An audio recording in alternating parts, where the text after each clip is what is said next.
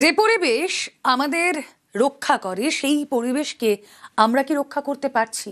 প্রশ্নটা আসছে কারণ যেই ছবিগুলো আপনারা দেখলেন সেই ছবিতে আমাদের অজ্ঞতা স্পষ্ট। যে জায়গা একসময় সবুজে সবুজ ছিল সেখানে আজ শুধুই কংক্রিটের নির্মাণ। 1950-এর যে ছবি, যে স্যাটেলাইট ইমেজ আরো স্পেসিফিক্যালি বললে আপনারা দেখছেন, সেই ছবি বছরের পর বছর বদলে যায়। 2011-র ছবি, বেআইনি নির্মাণ গড়ে উঠেছে, জলাজমি বুঝিয়ে নির্মাণ গড়ে উঠছে। 2011-র পর আমরা দেখেছি 2012, 2012-র পর 2018, একইভাবে দেখুন কিভাবে বাড়ছে কংক্রিটের নির্মাণ। কোথায় সবুজ? সবুজ হারিয়ে যাচ্ছে। 2020, 2024, 2025, 2026, এখন সেই সবুজ আর নেই। জলাজমি বুঝিয়ে শুধুই বেআইনি নির্মাণ। আমাদের অজ্ঞতাতেই কি কলকাতার কিডনি ক্রমশ নষ্ট হয়ে যাচ্ছে? এই মুহূর্তে যারা দেখছেন নিউজ 18 প্রাইম, তাদেরকে জানিয়ে রাখি কেন একে কলকাতার কিডনি বলা হয়। আসুন সরাসরি কথা বলি, প্রতিনিধি ইরণ রয় বর্মন রয়েছেন সঙ্গে। ইরণ,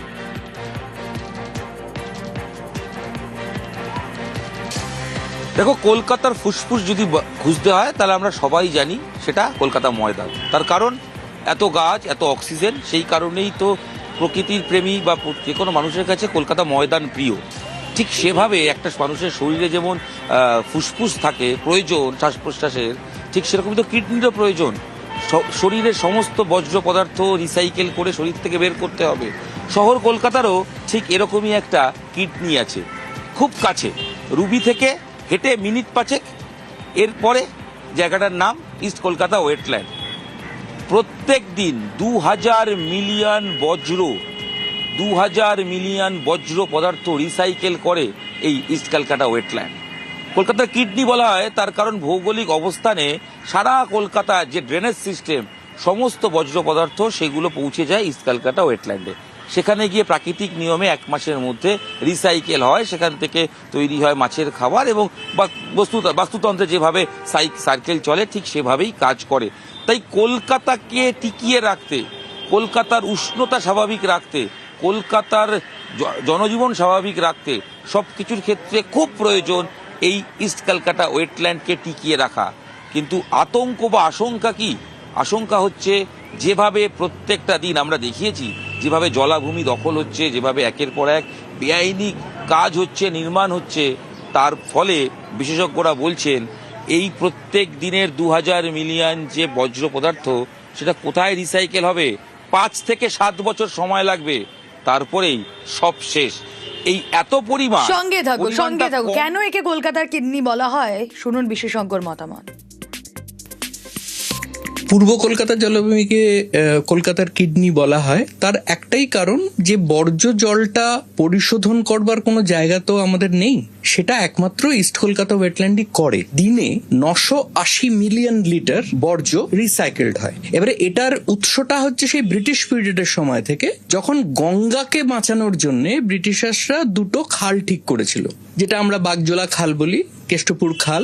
সেইগুলো দিয়ে পুরো বর্জ্যটা যাতে ইস্টের দিকে যায়। যখনই গঙ্গাতে ওই জোয়ারটা আসতো সেই সময় ওরা গঙ্গার গেট খুলে দিলে মনে করেছিল যে বর্জ্যটা সেখানে ভেসে বেরিয়ে যাবে, তাই হতো ইস্টের দিকে। কিন্তু এই খালগুলো পুরোপুরি ডিফাঙ্ক্ট হয়ে গেল। এই যে আরবান প্রেসারটা, এই প্রেসারটা, নগরায়নের যে চাপটা, সেটা ক্রমশ পূর্ব কলকাতা জলাভূমিকে খেয়ে ফেলছে। এই যে 980 মিলিয়ন লিটার বর্জ্য যাচ্ছে পূর্ব কলকাতার জলাভূমিতে, সেটা রিসাইকেল করবার আমাদের কাছে কোনো ব্যবস্থাই নেই। এবার কেন এই কিডনি ক্রমশ নষ্ট হয়ে যাচ্ছে? আমাদের অজ্ঞতা, হ্যাঁ, সেটা তো একটা বড় কারণ। কতদিন ধরে এই প্রসেস চলেছে, এখন কি অবস্থা, বাস্তুতন্ত্রেই বা কতটা ক্ষতি হয়ে গিয়েছে? ইরণ আরো ডিটেলে বলতে পারবেন। ইরণ,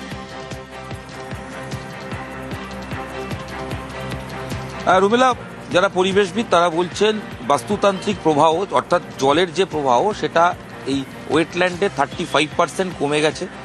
এই জলগুলো বা এই অঞ্চলে আসার ক্ষেত্রে ড্রেনেজ, গার্বেজ বা যাই বলি না কেন, সেগুলো আসার ক্ষেত্রে একাধিক খাল রয়েছে। সেই খালগুলো কোথায়? বাগজলা খাল, আদিগঙ্গা, তার সঙ্গে চিংড়িহাটা, কেষ্টপুর খাল, এগুলোতে পলি জমছে। সেই জায়গাগুলোতে কোনোভাবেই সেই প্রবাহ বন্ধ হচ্ছে এবং এই যে জলধারণ ক্ষমতা, সেটা তো যেমন কমছে পলি জমে, পাশাপাশি রাসায়নিক অনেক জিনিস এখানে মিশছে। এখানে একাধিক কারখানা তৈরি হচ্ছে, তার ড্রেনেজ সেটা এসে পড়ছে এবং তার সঙ্গে ওভারঅল জলের সঙ্গে এইগুলো মিশে ক্ষতি হচ্ছে এবং তার পাশাপাশি মার্বেলের গুঁড়ো একাধিক বিষয় রয়েছে। সব মিলিয়ে এর যে ক্ষমতা, জল ধারণ ক্ষমতা এবং এই যে তার ড্রেনেজকে রিসাইকেল করার ক্ষমতা, সেটা ক্রমশ কমছে, যার ফলে একাধিক জিনিসের আশঙ্কা থাকছে। কি তার মধ্যে অন্যতম এক, শহরের উষ্ণতা বাড়বে। আমরা দিল্লিকে নিয়ে বলি, কলকাতাও ঠিক সেই জায়গায় যাবে। অতি গরম কলকাতা শহরে পড়বে। দ্বিতীয়, এই যে শ্বাস প্রশ্বাসে নেওয়ার ক্ষেত্রে অসুবিধার ব্যাপার তো থাকছেই। তৃতীয়, বৃষ্টির সময় যখন জল জমবে সেই জল কোথায় যাবে? সেই জল আটকে থেকে যাবে। প্রত্যক্ষ পরোক্ষ একাধিক কারণ আছে। মাছ চাষের ক্ষতি, কৃষিকার্যের ক্ষতি, একাধিক বিষয় রয়েছে। তাই শুধু ক্ষতিটা আর্থিক দিক দিয়ে বিচার করা যাবে না। কলকাতার জনজীবন স্তব্ধ হয়ে যেতে পারে এই কলকাতার কিডনি নষ্ট হয়ে গেলে। পরিবেশবিদরা বলছেন বেশি দিন নয়, যদি বাঁচানো এখনই না যায়, প্রপার প্ল্যান করা না যায়, তাহলে খুব আসন্ন ক্ষতি হবে বা নষ্ট হবে কলকাতার কিডনি, ইস্ট ক্যালকাটা ওয়েটল্যান্ড।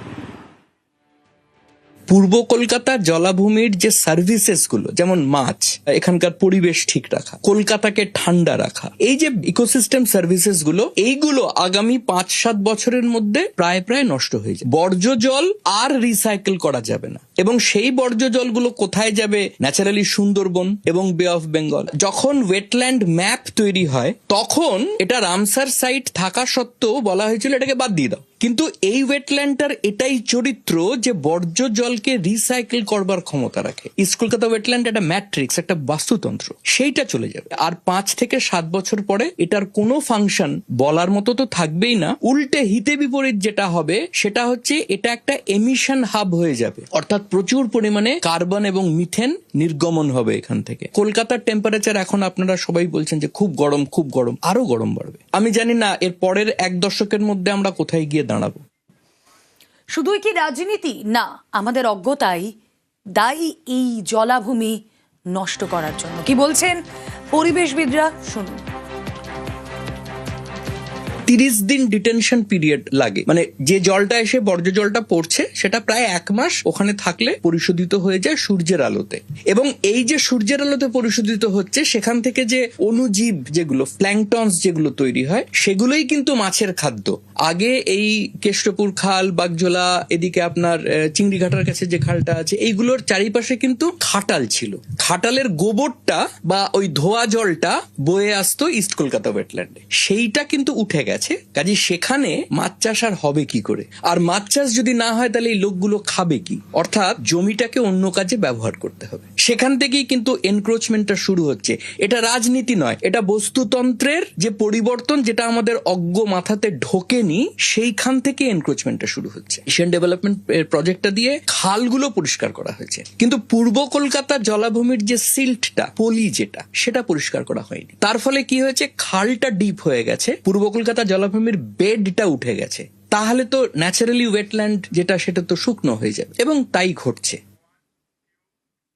তাহলে এই ওয়েটল্যান্ড যদি শুকনো হয়ে যায়, কিডনি যদি বিকল হয়ে যায়, তাহলে সত্যি কি এর কোনো ওয়ে আউট আছে? এর থেকে বাঁচার কোনো সম্ভাবনা? জানবো, প্রতিনিধি ইরণ রয় বর্মন রয়েছেন সঙ্গে। ইরণ,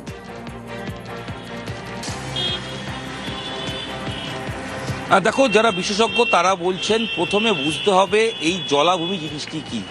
মানুষের অজ্ঞতা এবং এডুকেশন যে কম এই বিষয়ে তারা সবাই এক কথায় বলছেন যে যারাই এই বিভিন্ন সময় বিভিন্ন আমলে যারা এই জলাভূমি নিয়ে কাজ করেছেন বা যে সরকারের আমলেই এই জলাভূমি দখলের চেষ্টা হয়েছে, তাদের কাছে এই জলাভূমি কার্যত একটা ভূমি বা একটা নর্মাল ল্যান্ডের মতো আচরণ করেছে।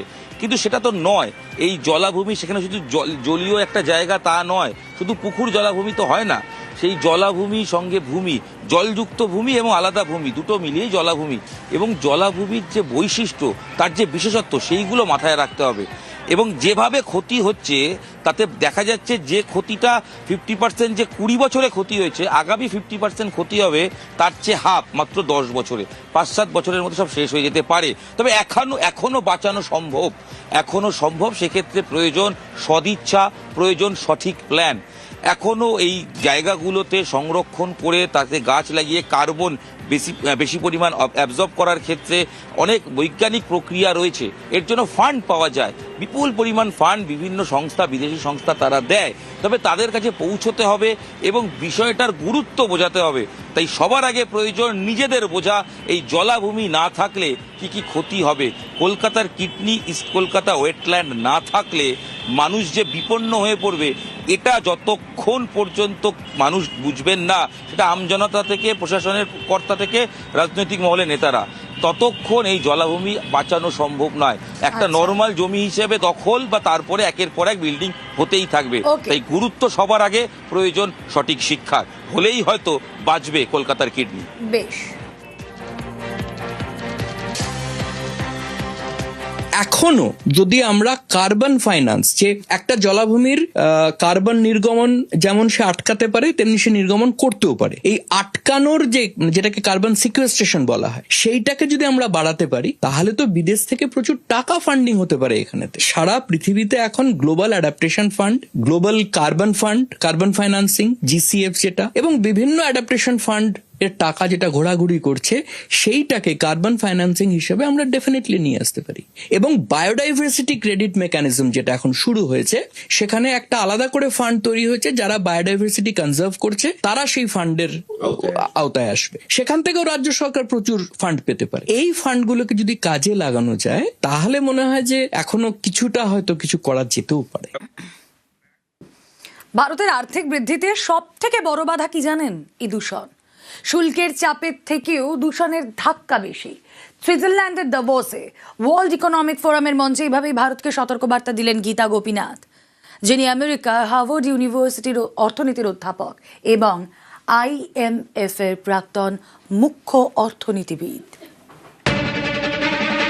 ভারতীয় পণ্যের উপর 50% শুল্ক চাপিয়েছে আমেরিকা, যা এখন ভারতীয় অর্থনীতির কাছে বড় চ্যালেঞ্জ। এর মধ্যেও দেশ কি গতিতে এগোচ্ছে, সুইজারল্যান্ডের দাভোসে ওয়ার্ল্ড ইকোনমিক ফোরামের মঞ্চে সেটা বোঝানোর চেষ্টা করছে ভারত। এরই মাঝে আসরে গীতা গোপীনাথ, আমেরিকার হার্ভার্ড ইউনিভার্সিটির অর্থনীতির অধ্যাপক এবং IMF এর প্রাক্তন মুখ্য অর্থনীতিবিদ গীতা। গীতা গোপীনাথের মতে ভারতীয় অর্থনীতির সবচেয়ে বড় বাধা দূষণ। শুল্কের সমস্যা আলোচনা করে মিটিয়ে নেওয়া যেতে পারে, কিন্তু পরিবেশ দূষণ অর্থনীতিতে যে ক্ষত তৈরি করে তা গভীর এবং দীর্ঘমেয়াদী। ভারতের আর্থিক বৃদ্ধিতে দূষণের ধাক্কা শুল্কের প্রভাবকেও ছাপিয়ে যাচ্ছে। Pollution is a challenge in India, and if you look at the impact of pollution on the Indian economy, it is far more consequential than any impact of any tariffs that have been put on India so far. Harvard ইউনিভার্সিটির অর্থনীতির অধ্যাপক গীতা গোপীনাথের মতে দূষণের জেরে শুধু পরিবেশকে মূল্য চোকাতে হয় না, দেশের আর্থিক বৃদ্ধি, উৎপাদনশীলতা এবং নাগরিকদের স্বাস্থ্যেও প্রভাব পড়ে। দূষণ কর্মীদের উৎপাদনশীলতা কমায়, চিকিৎসার খরচ বাড়ায়, আর্থিক কর্মকাণ্ডের গতি স্লথ করে, যা দীর্ঘমেয়াদে ধারাবাহিকভাবে আর্থিক বৃদ্ধিকে টেনে নামায়। ভারতের দূষণ যে কোন পর্যায়ে পৌঁছেছে পরিসংখ্যান দিয়ে তা তুলে ধরেন গীতা। বলেন, 2022 সালে করা বিশ্ব ব্যাংকের এক সমীক্ষা অনুযায়ী দূষণের জেরে প্রতি বছর ভারতে প্রায় 1,70,00,000 মানুষ মারা যান, যা ভারতে মোট মৃত্যুর প্রায় 18%। I think even from any international investor's perspective who's thinking of coming in and putting up a shop in India, if you have to live there and you have the environment is not of the kind that you feel that, okay, this is going to be consequential for your health, it holds you back. And obviously, not to say, but all the Indians that are living in this kind of pollution. So addressing that on a war footing is critical. I mean, this has to be a mission, a top mission for India. ভারতে দূষণের প্রায় মুখ হয়ে উঠেছে নয়াদিল্লি। দিল্লির দিলে দূষণের বিষ। এর জন্য এখন বিজেপির দিকে আঙুল তোলে বিরোধীরা, কারণ তাদের যুক্তি, কেন্দ্র, রাজ্য এবং দিল্লি পুরসভা সব জায়গাতেই তো ক্ষমতায় বিজেপি, তাদের তো দায় নিতেই হবে, যা মানতে নারাজ পদ্ম শিবির। দূষণ নিয়ে এভাবেই ভারতে চলে তরজা। এবার সেই দূষণ ইস্যু ওয়ার্ল্ড ইকোনমিক ফোরামের মতো আন্তর্জাতিক মঞ্চে উঠে এলো। গীতা গোপীনাথের মতো অর্থনীতিবিদ সতর্ক করে দিলেন ভারতকে। বাজার অর্থনীতির সাথে পরিবেশ কিন্তু একটা ভীষণ একটা ইন্টারকানেক্টেড বিষয়। এটার পুনর্মূল্যায়ন বারবার করতে হবে। আমরা হয়তো ভাবতে পারি এটা প্রাথমিকভাবে অনেকটা বেশি খরচা, কিন্তু এই বিনিয়োগটা আমাদের ভবিষ্যৎ প্রজন্মকে কিন্তু অর্থনীতিভাবে অনেক বেশি চাঙ্গা রাখবে। নিউজ 18 বাংলা।